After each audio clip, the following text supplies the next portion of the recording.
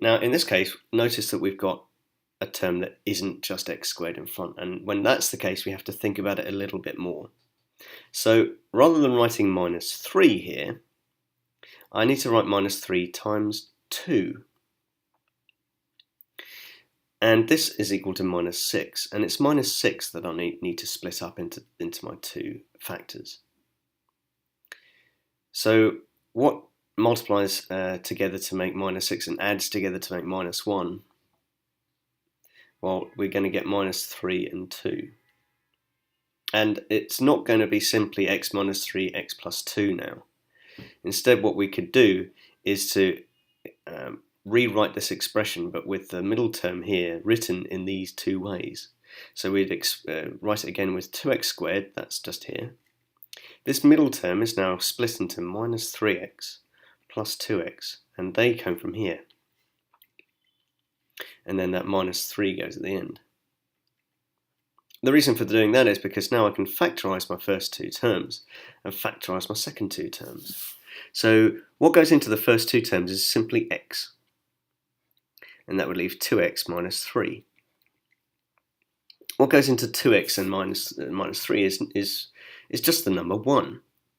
So I have to write plus 1, and in brackets 2x minus 3. And now, how many 2x minus 3's do I have? Well, I've got x here and 1 here. So overall, I have x plus 1, 2x plus 3's. And that is factorised. There is a simpler box method, which I will explain again in a future video. I could write like a grid like this. Oops, I'll scroll down a bit. And that means that you can write your first term here, your 2x squared in this one, in this box, and the final term minus 3 in this box. And then you would choose the two values that I worked out here, you would write in these two boxes, so minus 3x here and plus 2x there. And then you factorise the rows and factorise the columns and write them in the empty spaces. So I'll ignore that bit there. What goes into both of these two terms is 2x. What goes into both of these terms is 3.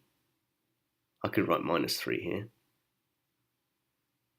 I should write minus 3 here. Minus 3 goes into both. I've spotted I've made a mistake here, look. I've written a plus there. So this term should actually be a negative. And next I would look to see what goes into 2x squared and minus 3x. The thing that goes into that is x. What goes into 2x and minus 3 is simply just 1. And then my brackets are going to be what's left over here and here. So then I'm left with my two brackets, x plus 1 and 2x minus 3. And then I would write this factorised with those two brackets multiplied together. It doesn't matter about the order. I could write it the other way, it doesn't matter. And that's factorised. Okay, now the final video before the examples.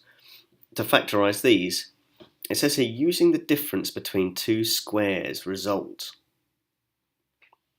What that means is that both the first term here and the second term here are squared numbers. And what's really interesting is if I were to write x minus 3 here and x plus 3, that's the square root of x squared and the square root of minus 9. Well, the square root of 9, which is plus or minus 3. And if I were to multiply this out, I would get x squared plus 3x minus 3x minus 9. And because here I've got a plus and a minus of the same number, these actually cancel out. So I'm left overall with x squared minus 9. And that means that factorised, it looks like this. It's just the square roots. So in this case, it's exactly the same sort of thing. It's going to be the square root of this, which is 2x, the square root of this, which is plus or minus 5, is factorised. And that's a very, very quick way of factorising things which have two squared numbers in them. The only thing is, of course, you've got to make sure that that's a minus. If I said, factorise 4x squared plus 25, and the square root of this is plus or minus 5, but it doesn't work. So this does not equal that thing. It only equals that thing when it's a negative there.